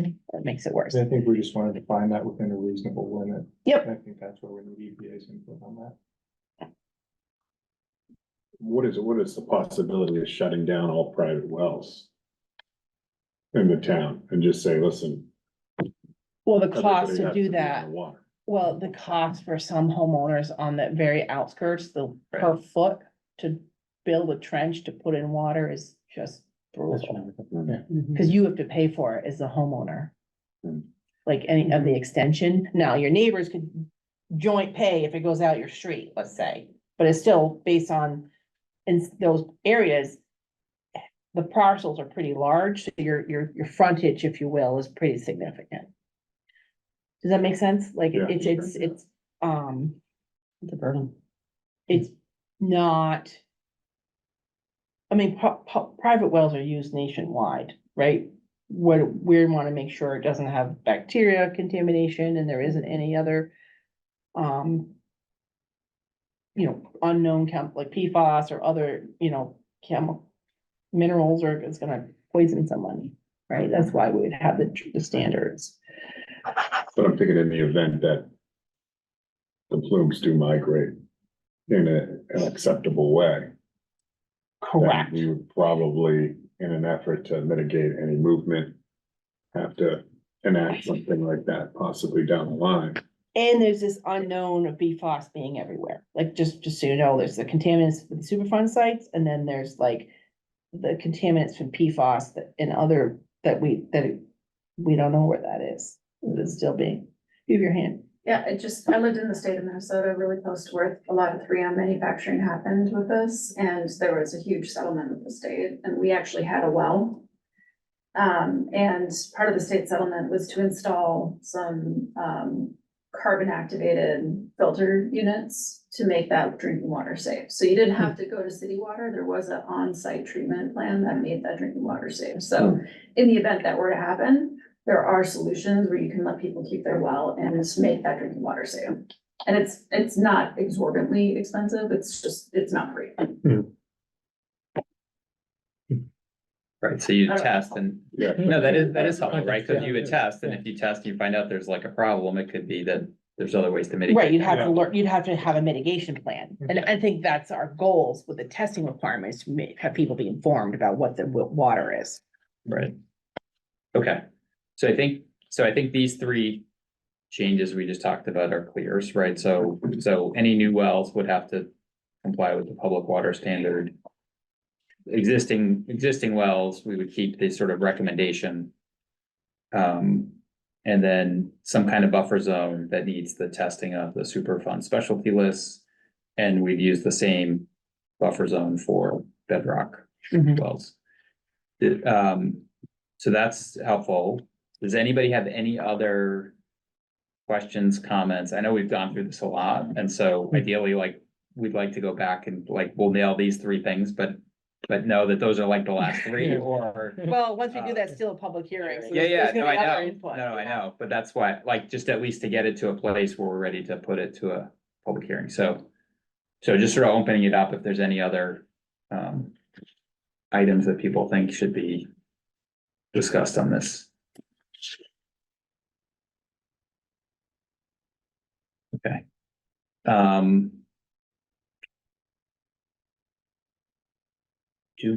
What is the time period again for a public hearing? Thank you. Well, we had a plan, which Yeah. involves text and more right now to give the public health nurse after the board chair reports. Okay. Why? What are you thinking? No, What do no, you want I'm talking about for a Still public about- hearing. Oh, Right. Still on the okay, meeting. I Yeah, thought yeah, you about yeah. the rest of this Yeah, meeting. yeah. I'm- I know, we have to, Um, that's so- it, but, So we have to have at least. I have to have a draft and it has to be published 2 weeks consecutive. Right? I think I figured out I need 3 Okay. weeks to have a draft ready to then post in time to put in the paper, to have it posted on the website of people Yeah. available to Right. review. It has to be 2 weeks prior to the meeting. okay, so I think. Unless we check with town council and find out that we can't do this. I think what we should do is. Melanie and I will work to revise the reg for these 3 points. Melanie will send it to all of you. We can't vote on it without having a meeting or anything, but, each of you would then get back just directly to Melanie that you're comfortable with that being the draft that we go to a public hearing, and then we would circulate it for a public hearing. Right. So rather than have a whole nother meeting and then otherwise we won't, Jill and I won't be here anymore. You guys will start all over again. There'll be new people. We're gonna have new people. So, Right. so anyway, I think that's what we should do, and if somehow that that ends up being we're like a week late or whatever, then we'll move the meeting by a week so that we can do the public hearing. But basically, like, let's revise it and do the public hearing in March so that then we can approve it in April. Okay. Is that, I guess actually we could even technically after the public hearing, we could approve it in March. If If there's no- after the hearing, we all decide there's no changes needed, we could do it then. And if not, we would make the changes and approve it in April. Correct, just Okay. the pending feedback, because I Yeah. had sent a draft priors to well drillers and other people, but I hadn't, We haven't gotten feedback yet. Yeah. I haven't had any, significant feedback Okay. besides the ones I've already presented, which was from water and sewer, DEP, EPA, Right. but none of the actual, now it hasn't been posted yet either, right? Right, but okay, so I think we have a plan, and again, the important thing is don't reply all about anything about this, because that would, it's just get back to Melanie when she sends a new. And everybody's updated getting draft. our emails, like, we had a little bit of a problem here and back. So make sure everybody's getting, Okay, do you? So you can, I think you can text Moira, because I we think. did, she's on, Yeah. Okay, oh, great. we're, She is waiting. So, so chair and board member reports, real quick.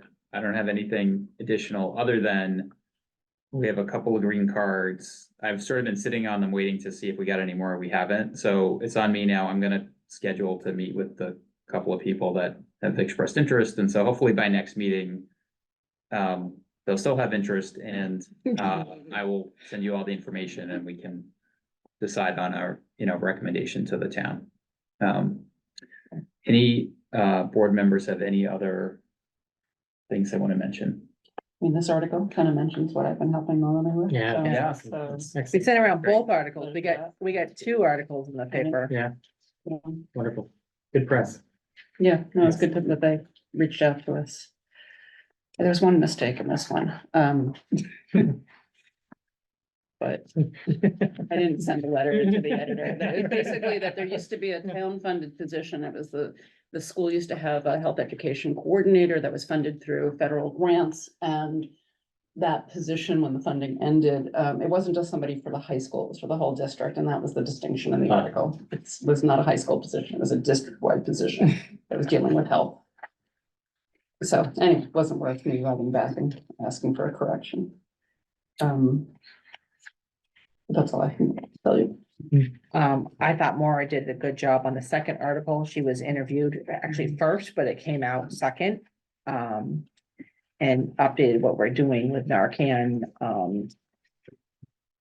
a little bit more. And we are much closer now, to having available dispenses in the libraries. We have prototypes being developed right now that'll be posted hopefully soon. Great. Great. Any other board member reports? Okay, well, that's good, because we're running out of time. So, public health nurse report. So, Moira, you're up. Great. Hi, all. I believe you have the communicable disease case numbers in front of you. Is that correct? Maybe not. Let's see, I don't think so. did we put it in the packet though, February? I can read them off. So in the email I sent with the link to the folder, there's an email link that has her report, what she's gonna talk about, and the communicable disease. I can put it up right now, It is there, yeah. so people in the room, can see it as well. That'd be helpful, just because my computer is not. Yeah. operating. I have it Can share my screen. coming. There you go, Maura. Great. So just a visual of the cases that came through for the month of January. Any questions at all? Certainly, some of these diseases are pretty familiar to us from month to month, and there are very few of the ones that come up more sporadically. Maura, something like Lyme disease, which I assume is always from ticks, are those current numbers? Are ticks active like now causing Lyme? So we're still seeing cases, and ticks can be active. Really, when they're not active is when we have snow cover or a freeze. And so certainly we've had much less of that. So I think when people are outdoors and active and doing things that make them more likely to have contact with ticks, we're seeing more cases. And I imagine, Dr. Kring, that you can attest to that with lab results that come through for those who present to the ER too. But Very much so. certainly a lot of tick-borne illnesses, and something that Melanie and I have been talking more and more about. We have a lot of competing priorities, but better addressing tick-borne illness and education in the community, and revamping, making sure that the tick boxes that are out on trails, etc., are well stocked. Those are things we've been thinking more about having to revamp and pay more attention to as time goes on. It's on the list. Any other questions about those numbers?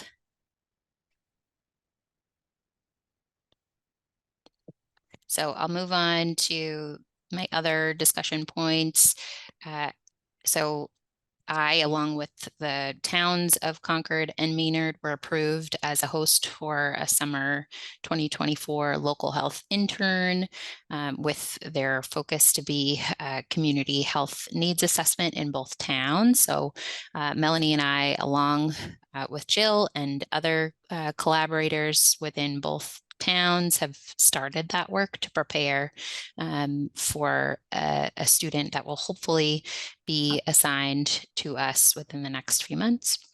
And we had one influenza and 4 COVID-19 homebound vaccines visit in the month of January. 2 clinics at the shelter more recently, one at the end of January for influenza and COVID-19 for anyone that was interested. And that was a collaboration with CDR and the DPH, and another clinic for routine childhood vaccine catch-up. And that was in collaboration with Cataldo Ambulance and DPH. 43 children were attended that catch-up clinic. 140 injections were given, 29 of which were combination vaccines. So a total of 187 vaccine doses really administered, and to get kids back on track. And one last thing that I wanted to announce is the next week we have an emergency preparedness talk. The COA, the library, the health division, and the fire department have collaborated to make an emergency checklist that is geared towards seniors in the community. However, really could be used for anyone to prepare for having to shelter in place, preparing their vehicle for emergencies, and preparing to leave home for any sort of disaster. So we are giving that presentation at the COA on March 7th. And that is it. Great, thank you. Thanks. Any questions? Anyone? Awesome, thanks so much. You ready? I'll Yeah. try to give you the 30-second version. I've touched briefly on our opioid work with the opiate settlement monies. We do have naloxone available here in the call on your way out, and we are working with the libraries to administer. This month, we've been working on some training Mike took the system inspector, is taking the system inspector training, this week. Hopefully he'll be testing, coming weeks to pass that test. He's working on the FDA retail, program standard foodborne, risk-based inspection training. Ebony took GIS training today, for the mapping and had finished the admin training for, as her onboarding. Mike and I attended the Title V seminar, just to keep up to speed with everything that's going on with septic and Title V last week. We are reviewing resumes for our open position, so I have over 20 resumes. Got the questions and approved, and the committee, we have to have a committee, to first round, second round, and I'm hopefully gonna be reaching out to people and scheduling interviews and working on that, as a priority. We got the contract, so with our public health collaborative, behavioral health collaborative, we got approval from the town manager's office for a clinician position, so a mental health clinician. That contract with Elliott has been signed, and Elliott has posted the position. So, that initially will be, since Elliott is in Concord, it will have an office at the Elliott on Baker Ave Extension. But for specific for town residents, specific for people that may not have insurance coverage for mental health, all ages. We plan is to kind of assess how that goes, the use, and then move forward, with other needs. Hopefully by our needs assessment. So the big ask for everybody involved with a collaborative and then reaching beyond that is to get input on the questions for our public health needs assessment. So really trying to make sure we get the right words into the right people, to get what they were looking for information. Just a few other top level, I did talk to the new recreation director today, met her, and did confirm that doctors that we know may provide physicals for children at the shelter for summer camp. So if you're interested in helping with that again, hint, if that's a need. Moore has been working really hard to connect with the shelter nurse, children to primary care, pediatricians. That's the first goal. But if that can't happen by summer camp, we really want the kids not in the shelter, or we want them outside. Yeah. Bandoleros, I'm doing the food pre-up on Friday. So the food prep first time, the building finals are this week, and they're looking to open hopefully next week. Maura talked about the Emergency Preparedness Summit. We've been collaborating. The library is doing May's mental health. There's a mental health week, May 19th through 22nd. There have been all kinds of things at the library addressing the stigma and mental health, from painting and yoga to discussions we are participating in. Maura's been doing a lot of work with the library. We're hosting with a number of other, a business meeting on Monday for the 250th. So we had a food business meeting on January 17th, 16th, 17th, the day it snowed. And the big feedback from the food businesses is what's going on with the 250th? What do we need to know? So on Monday night, we are having an information session with any business owner, not just food, on what we know to date about logistics for the 250th. There will be street closures. There'll be places where food trucks only are allowed, how many porta potties, how many people, just to start communicating what the current plan is. So that's at 6 o'clock on Monday, the March 4th, just to let anybody who asks, communication is going to be really important. And we understand what people are looking for. That's it. Does anybody have any questions about anything public health related? The only thing was I forgot, I missed you, the paparazzi site sent you that letter, Yes. but for some reason it was addressed to the Acton Board of Health. Yeah, they made a mistake and we made Okay. them fix all the typos Okay. where it says acted, Good. they had to say Concord. Okay, good. So I know they were in the town. they did not, they have another site that they purchased, they said concurrently, and are dealing, their lawyers just didn't get the tank down. Yeah. So that was When we discovered that the system was in failure and was being pumped, I put a notice of non-compliance on that property. It's a standard Title V. And in order to pass papers, which was today legally, they need 2 years from time of closure on the passing of the papers. And that's why I sent it to you, because they're going to be installing a new septic system. Right, they either need to, so based on the letter, right, it's like, they either need to have passed an inspection within 2 years, which they haven't. Or they can waive that if they commit to putting in a new septic within 2 years, which is what the letter says, although presumably you have a better letter that was addressed. to I got a letter, I signed the letter that said Concord, I promise. And Yeah. they needed it to be, the date. To be of- able to buy the property. Correct. Yeah, Which I didn't have a problem with. right, We know we're going to get a Form C and a septic design and do a build, Right. 3 food establishments in a bank. So I'm not worried about that, but I had done that over almost a year ago, administratively, so that didn't align with their lawyer timeframe. right. Yeah, and the goal was to close on or before today, so. Right, and Today. the reason I did that is I want anybody doing a property review to see that clearly communicate that the septic system was in failure. Right. Okay, I covered it my agenda. All right, so any questions for Melanie before we move on to public comment? Okay, so we now have time for public comment. So if there's any member of the public who's here tonight that wants to address the board, they're welcome to. We would ask that people hold their remarks to 3 minutes.